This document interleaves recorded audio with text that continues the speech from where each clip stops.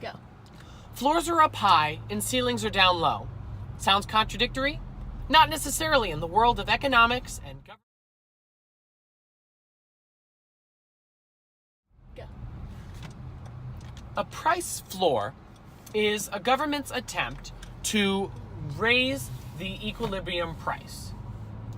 Now, as you see in the graph, this floor creates a minimum price for the good that it can be bought or sold at. However, this does not shift the actual equilibrium price. It just pushes the graph above the equilibrium price, forbidding the market to actually go to completion. It's important to remember that it does not actually affect equilibrium price, which is where most of the problems that economists have with price controls lies.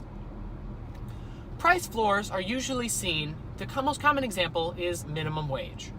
Let's take Connor, a 17-year-old who makes $8.25 per hour as his minimum wage. While Connor, as a teenager, might be willing to work at $6 an hour, the market dictates that he cannot, and so there is a surplus of workers, as companies don't need as many workers since they can't afford as many. This surplus is shown on the graph here as a result of the price floor. And usually, it's this surplus that leads to most of the problems with the graph. One of the most common problems with price controls is that they instigate a black market. Okay, that car's not going around me. That's fine. Is that they tend to instigate a black market where a worker who legally has to be paid $8.25 an hour agrees to work for $6 an hour under the table, which is what the actual equilibrium price would be. This has benefits to both the worker because it makes him more employable and increases his chance of finding a job, and is also beneficial to the employer because they don't have to pay as much for their labor. However, this black market can mean that Connor, who doesn't necessarily need the job, but is willing to work for that $6 an hour, is taking a job away from Marianne, an adult who does need that $8.25 an hour in order to feed her family of 6. By taking away this job, Connor is defeating the purpose of the price control. Price ceilings work in the other direction. Again, ceilings are down low. Ceilings go beneath the price, the equilibrium price of the market, and they force the goods and services to be sold at a lesser rate than the market wants. This, of course, causes a shortage because the demand is higher at this low price than what suppliers are willing to supply at this given price ceiling. One of the most common examples of a price ceiling is New York rent control, whereas many tenants who cannot necessarily afford the full rent will go into rent-controlled housing. However, this means that a more affluent family who doesn't necessarily need the new apartment is able to get into it for cheaper, while a family who might be willing to pay more but isn't able to find the apartment due to the shortage cannot find the apartment they sorely need. This does lead to a black market in supply as well, where tenants might say, well, I can only legally give you $600 for rent a month, I'll throw an extra $300 under the table on top, making them look like a more desirable tenant for the owner of the building. We also see that landlords have less incentive to upkeep these rent-controlled apartments because no matter what the demand for these apartments is, they can only charge a certain amount. This actually motivates landlords to keep the quality of their apartments low. As a rotation through tenants, is not as difficult. They don't have to work as hard to keep their tenants because they already have this low rate. The third type of control is a quantity control, one that limits the amount of goods that can be put on the market at any given time.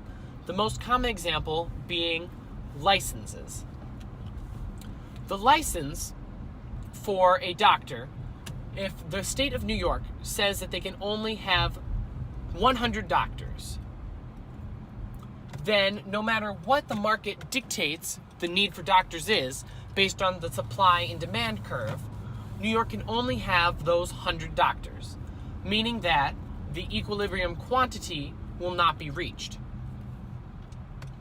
As you see here, the line for the quantity control is a vertical line.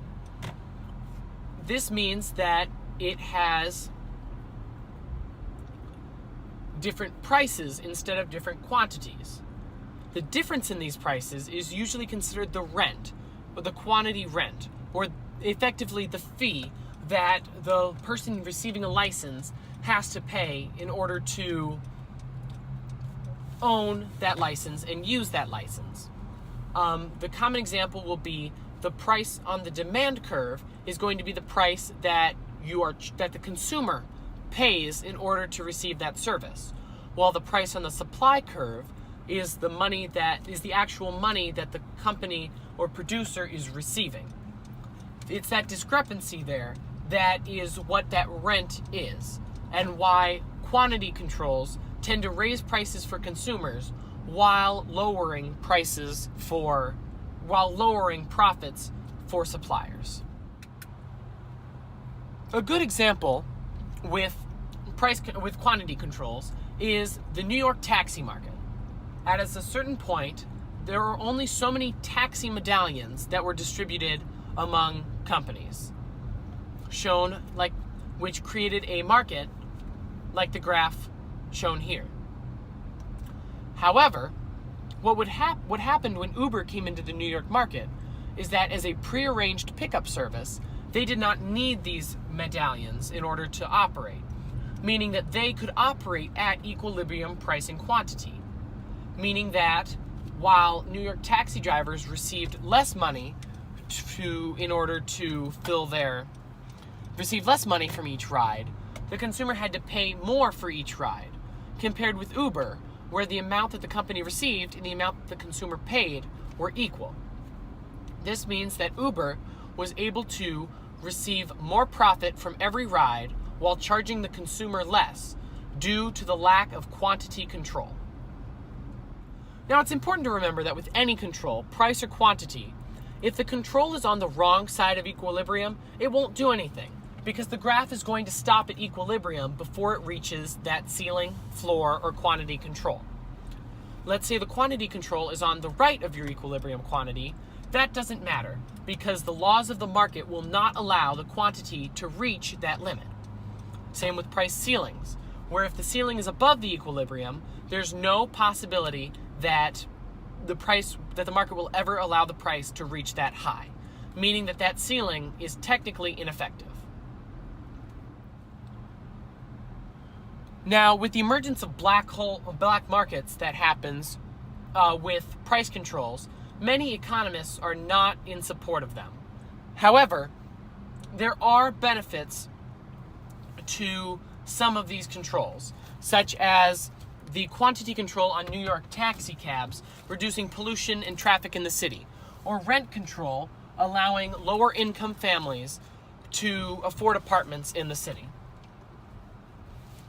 While most economists do support the free market and the ability of the market to balance itself, much of our economic policy is not dictated by economists.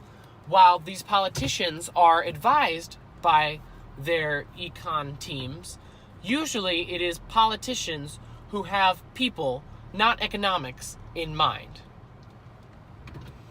That's all we have to say about quantity controls and price controls. We'll see you next time with Unit 2. Good luck on your test, everyone. And for the last time this unit, this is Duncan Fox driving away from AP Macronomics.